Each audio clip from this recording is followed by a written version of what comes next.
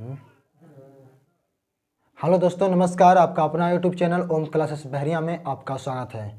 दोस्तों, यदि आपने इस चैनल को सब्सक्राइब नहीं किया होगा तो सब्सक्राइब कर लेना और घंटी के बटन को दबा देना। आइए दोस्तों, आज का महत्वपूर्ण टॉपिक है। आज मैं आप लोगों को बताने जा रहा हूं मैथमेटिक्स का टॉपिक बेलन। बेलन एक ऐसा टॉपिक है दोस्तों कि इससे अक्सर परीक्षा में सवाल पूछे जाते हैं और एक ही वीडियो में आपका बेलन जो है समाप्त होने वाला है, इसलिए वीडियो को अंत तक देखिएगा। तो आइए दोस्तों हम लोग का टॉपिक है बेलन। बेलन को इंग्लिश में बोलते हैं सिलेंडर। बेलन को इंग्लिश में बोलते हैं सिलेंडर। दोस्तों, सवाल यह है कि बेलन का निर्माण कैसे होता है। तो मैं आपको यही बताने वाला हूं कि बेलन का निर्माण कैसे होता है और बेलन का वक्र पृष्ठीय क्षेत्रफल क्या होता है, संपूर्ण पृष्ठीय क्षेत्रफल क्या होता है और बेलन का आयतन क्या होता है, इसको कैसे हम निकाल सकते हैं। और आज हम लोग इस वीडियो में यही देखने वाले हैं और यही सीखने वाले हैं कि बेलन का वक्र पृष्ठीय क्षेत्रफल आखिर में प्रूव कैसे होता है, सिद्ध कैसे होता है। दोस्तों, जब इस चित्र को, इस मैटर को अच्छी तरह से समझ जाएंगे तो बेलन से संबंधित कोई भी सवाल होगा आराम से उसको बना सकते हैं आप। इसलिए इस वीडियो से अंत तक जुड़े रहिएगा और आपने इस वीडियो को अंत तक देखने के बाद अपना कमेंट दीजिएगा, विचार दीजिएगा। यदि वीडियो में कहीं आपको मिसिंग लगे तो कमेंट के माध्यम से आप हमको वो बता सकते हैं। अगले वीडियो में सुधारने का प्रयास किया जाएगा। तो आइए दोस्तों, टॉपिक को शुरू करते हैं। बेलन। बेलन का जो निर्माण होता है दोस्तों, सबसे पहले आयताकार आकृति से होता है। जैसे देखिए, जिससे मान लो कि ए आयत है, ठीक। और इस आयत में आपको पता होना चाहिए कि आयत में जो ए वाला जैसे है ऊपर वाला, ए लंबाई हो जाएगा, ठीक। आकृति एक लेते हैं, इस प्रकार आयत हो गया। आप सभी लोग को पता होना चाहिए कि आयत की सबसे लंबी जो भुजा है उसका नाम होता है लंबाई और आयत की ये जो छोटी भुजा है इसका नाम होता है चौड़ाई। डियर स्टूडेंट्स, जब हम लोग आयत को जब मोड़ते हैं, इस प्रकार मोड़ेंगे इसे, तो एक आपको देखना होगा कि ये बेलन का निर्माण हो जाएगा। जैसे कि आप लोग देख सकते हैं यहाँ पे, जब आयत को मोड़े तो आयत को मोड़ने से बेलन का निर्माण हुआ। और यह जो बेलन है, इस बेलन के ऊपर और नीचे दोनों सिरों पर आप देख सकते हो कि वृत्त का निर्माण हो रहा है यहाँ पे और यहाँ पे। देखिए, ये वृत्त का निर्माण हो रहा है, ठीक है। तो कहने का मतलब कि जो बेलन का निर्माण होता है आयत के मोड़ने से, उसके ऊपर और नीचे दोनों सिरों पर जो आपका है वृत्त का निर्माण होता है। और ये जो शीर्ष वाला सिरा है ये भी वृत्त है और नीचे जो आधार वाला सिरा है ये भी वृत्त है। कहने का तात्पर्य है कि इसका जो शीर्ष है ऊपर, इसके शीर्ष पर बनने वाला वृत्त और आधार पर बनने वाला वृत्त, ये दोनों वृत्त आपस में बराबर होते हैं। जैसा कि आप यहाँ पे देख सकते हैं कि वृत्ताकार शीर्ष और आधार, वृत्ताकार शीर्ष और आधार हमेशा क्या होते हैं, तो बराबर होते हैं। कहने का मतलब यह है कि ये आयत हो गया और इस आयत को मोड़ने से बना है आपका बेलन। तो बेलन का जो ऊपरी भाग है एक वृत्त का निर्माण किया है। सवाल यह है डियर स्टूडेंट्स कि ये जो वृत्त बना है ये कैसे बना है और यहाँ नीचे जो आधार का वृत्त बना है ये कैसे बना है। तो देखिए, यहाँ एक प्रैक्टिकल के माध्यम से मैं आपको समझाने का प्रयास कर रहा हूँ। जिससे मान लो कि ये आयत है, ठीक।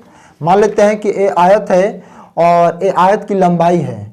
ध्यानपूर्वक देखिएगा, जब इसको हम इस प्रकार से मोड़ेंगे तो क्या मुड़ रहा है, ध्यान दीजिएगा। इसका जो लंबाई है ये लंबाई ऐसे मुड़ रहा है और लंबाई मुड़ने के बाद बन जा रहा है वृत्त, ठीक।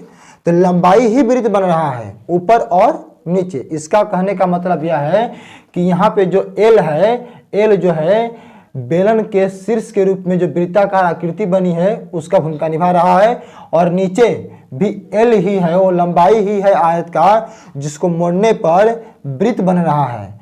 तो डियर स्टूडेंट्स, कहने का मतलब कि ये जो लंबाई है तो इस लंबाई का माप कितना होगा। तो जब यह लंबाई वृत्त बनेगा तो वृत्त की परिधि हो जाएगी। समझिएगा, थोड़ा ध्यान दीजिएगा। कहने का मतलब यह है कि जैसे मान लीजिए कि ये लंबाई यहाँ से लेके यहाँ तक हो गया लंबाई, जब इसको मोड़ेंगे तो ऐसे बनेगा वृत्त, ठीक। और वृत्त बनेगा तो इसका टोटल लंबाई क्या होगा, तो 2πr हो जाएगा, ठीक। तो वृत्त का परिधि 2πr, ऊपर का भी 2πr होगा वृत्त का माप और नीचे का भी वृत्त का माप जो है 2πr होगा। उसके बाद हम आगे बढ़ते हैं। जब आयताकार आकृति को मोड़ते हैं, जिससे भी बताया आपको कि इसे जब मोड़ेंगे इसको तो ये लंबाई जो है वृत्त बनेगा, तो इसका टोटल माप जो है वृत्ताकार आकृति का जो माप होगा इसे, तो यह परिधि हो जाएगा, वृत्त का परिधि हो जाएगा। तो वृत्त का परिधि होता है 2πr, ये तो समझ में आ गया होगा। अब देखिए ध्यान दीजिएगा, ये लंबाई आपका जो है वृत्त का परिधि का भूमिका निभा दिया। उसके बाद ये जो आयत का चौड़ाई है, ध्यान में देखिएगा, ये जो आयत का चौड़ाई है जब इसको इसे मोड़ेंगे तो ए यहाँ पे ना ऐसे जब मुड़ेगा तो यहाँ पे जो ए है एच, जो बी है एच का भूमिका निभा रहा है। तो कहने का मतलब कि ये जो बी है, ये बी जो है किसके बराबर हो जाएगा, तो बी जो है बराबर हो जाएगा एच के, बी हो जाएगा बराबर एच के। और यहाँ जो एल मुड़ेगा वो हो जाएगा इस वृत्त की परिधि। तो कहने का मतलब कि एल का मान हो जाएगा 2πr, और यही एल जो है बन जा रहा है वृत्त। ठीक, तो अब यहाँ से निकालेंगे हम लोग बेलन का वक्र पृष्ठीय क्षेत्रफल। तो डियर स्टूडेंट ध्यान देना होगा कि जो आयत है, आयत में कितनी सतह है, सतह तो एक ही है।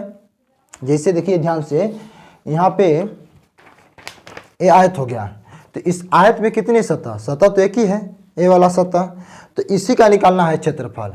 जब इसका जो क्षेत्रफल होगा वही वक्र पृष्ठीय बेलन का क्षेत्रफल होगा। ठीक है, तो देखते हैं। अब यहाँ पे आपको पता होना चाहिए कि आयत में लंबाई और चौड़ाई है, और इसी आयत से बनता है बेलन। बेलन की जो वृत्त है वो लंबाई का भूमिका निभा रहा है, और जो ऊंचाई है वो चौड़ाई का भूमिका निभा रहा है। तो हम कह सकते हैं यहाँ पे कि बेलन का वक्र पृष्ठीय क्षेत्रफल जो है आयत के क्षेत्रफल के बराबर हो जाएगा। ठीक है, बेलन का वक्र पृष्ठ क्षेत्रफल आयत के क्षेत्रफल के बराबर हो जाएगा। तो यहाँ पे लिखेंगे आयत का क्षेत्रफल। आप ध्यान दीजिएगा कि यहाँ पे जो आयत का क्षेत्रफल होता है क्या होता है, लंबाई गुणे चौड़ाई, एल से लंबाई और बी से चौड़ाई, जैसा कि हमने यहाँ पे संकेत में दिया है। यहाँ पे हम नहीं लिखे हैं, यहाँ पे लिख दे रहे हैं कि ए जो लंबाई होता है इसका संकेत होता है एल, और जो चौड़ाई होता है इसका संकेत होता है बी। आप इसको नोट कर लीजिएगा। ओके, तो यहाँ पे आप समझ सकते हैं कि एल का मतलब लंबाई और बी का मतलब चौड़ाई। अभी हमने आपको बताया कि एल जो है जब आयत को मोड़ते हैं तो एल जो है वृत्त बन रहा है, और उस वृत्त की जो परिधि होगी 2πr होगी, अर्थात एल का मान 2πr होगा। तो यहाँ पे लिखेंगे 2πr गुणे, अब देखिए बी जो है किसके बराबर हो रहा है, एच के बराबर। जब इस आयत को मोड़ेंगे तो एच की जगह पर कौन आएगा, बी आ जाएगा। इसका मतलब कि बी का मान हो गया एच। जब इसको मल्टीप्लाइकेशन करेंगे तो आपका आ जाएगा 2πrh। तो डियर स्टूडेंट हम कह सकते हैं इसलिए कि बेलन का वक्र पृष्ठ क्षेत्रफल 2πrh होता है। ठीक, यही आपका बेलन का वक्र पृष्ठ क्षेत्रफल है। अब यहाँ से एक तो क्षेत्रफल निकल गया। अब इसके बाद यदि आपसे पूछा जाए कि बेलन का संपूर्ण पृष्ठीय क्षेत्रफल क्या होता है, तो आइए उसको भी देख लेते हैं। तो यहाँ पे लिखेंगे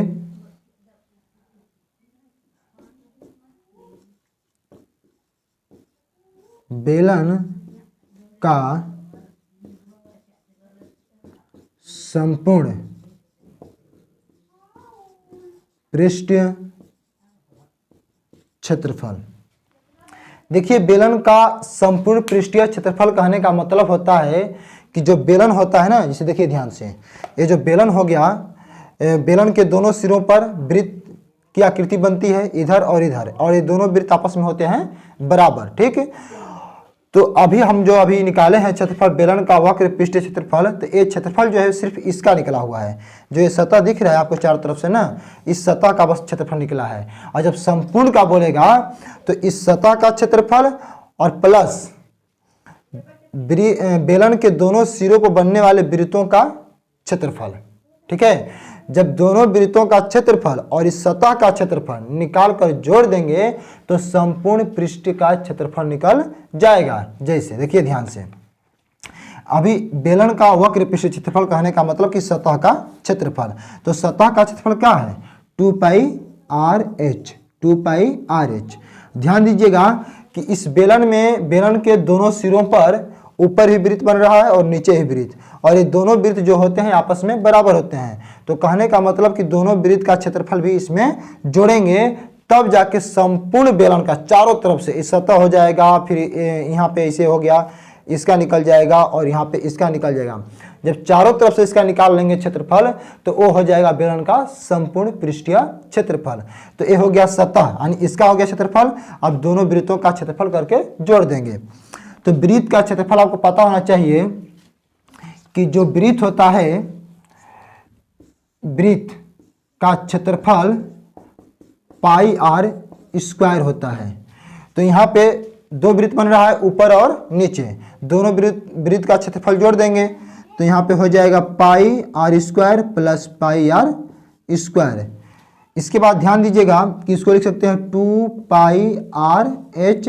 यहाँ पे दो वृत्त ऊपर और नीचे दोनों वृत्त को जोड़ेंगे तो ये हो जाएगा 2πr², दोनों वृत्त का क्षेत्रफल। अब ध्यान देना होगा कि इन दोनों में कॉमन क्या है, इन दोनों में क्या क्या मिल रहा है। तो दोनों में 2 मिल रहा है, पाई मिल रहा है और r मिल रहा है। कॉमन के कहने का मतलब होता है कि जो सब में मिले वही कॉमन होता है। तो कॉमन लेंगे 2πr को कॉमन लेते हैं, क्या बच गया यहाँ पे, यहाँ पे बच गया h, और यहाँ पे r² है तो इसमें से एक तो कॉमन ले लिया है तो बचेगा एक ही ना। तो अब यहाँ पे एक r को इसे लिख देंगे। इसलिए हम कह सकते हैं कि बेलन का वक्र पृष्ठीय बेलन का संपूर्ण पृष्ठीय क्षेत्रफल 2πr × h + r इंटू, ठीक है। इसको ऐसे ही बोल सकते हैं कि 2πr और कोष्ठ में h + r, ये आपका बेलन का संपूर्ण पृष्ठीय क्षेत्रफल हो गया, ठीक। इस प्रकार आप आयतन को देखेंगे। डियर स्टूडेंट्स, आयतन क्या होता है, आयतन को समझने के लिए कुछ महत्वपूर्ण बातों पर ध्यान देंगे। ये जो आयतन होता है, बेलन का आयतन कैसे पता करेंगे, बेलन का आयतन क्या होगा। जैसे मान लीजिए कि यह एक डब्बा है, ठीक। इस डब्बा में हमको पानी भरना है, तो पानी जब भरेंगे ना तो ध्यान देंगे कि इसका जो बेस होगा वो बेस किस आकार का है। तो बेस इसका जो है वृत्ताकार है, ठीक है। इसका बेस कैसा है, वृत्ताकार है। इसमें अगर हम पानी यहाँ तक भरेंगे, जैसे यहाँ पे पानी का लेवल यहाँ तक रहेगा, तो पानी का हाइट, पानी का जो हाइट है वो ऊंचाई और बेस का क्षेत्रफल दोनों को आपस में गुणा कर देने पर निकल जाता है आयतन। तो यहाँ पे तो हमको निकालना है बेलन का आयतन, तो पता यह करना होगा कि बेलन का जो कि ये हो जाएगा आपका हाइट, बेलन क्या हो जाएगा, ये हाइट हो जाएगा, ठीक। यहाँ से लेके यहाँ तक आपका बेलन का हाइट हो जाएगा। जैसे यहाँ पे दिखाया गया है ना कि यहाँ से लेके यहाँ तक बेलन का हाइट हो गया, और नीचे है इसका क्या, तो बेस यानी आधार। तो आयतन होता है कि किसी भी चीज़ का अगर आयतन निकालना है, जैसे बेलन है, बेलनाकार कोई डब्बा है, उसका आयतन निकालना है। जैसे मान लीजिए कि गिलास है और गिलास में पानी भर देंगे, जैसे देखिए ध्यान से, ऐसे मान लीजिए कि एक गिलास है, ठीक, और एक गिलास में से हम पानी डाल दिए ना, एक गिलास में से पानी डाल दिए, तो पानी का जो यहाँ से लेके यहाँ तक जो हाइट है ना, यहाँ से नीचे से लेके पानी का जो यहाँ तक जो ऐसा हाइट है, ऊंचाई जो है उसको देखेंगे, और नीचे जो ऐसा बन रहा है आपका जो वृत्त बेस, उसको देखेंगे। और आयतन होता है कि हाइट गुणे बेस यानी आधार का क्षेत्रफल, हाइट गुणे आधार का क्षेत्रफल। तो यहाँ पे आधार का क्षेत्रफल क्या है, πr²। जब दोनों का गुणा करेंगे तो πr² h हो जाएगा। ये आपका आयतन हो गया बेलन का। तो बेलन का आयतन इस प्रकार निकल जाएगा। हम कह सकते हैं कि बेस या शीर्ष का क्षेत्रफल किसी एक का ले लेंगे और हाइट को लेकर गुणा कर देंगे तो बेलन का निकल जाएगा आयतन।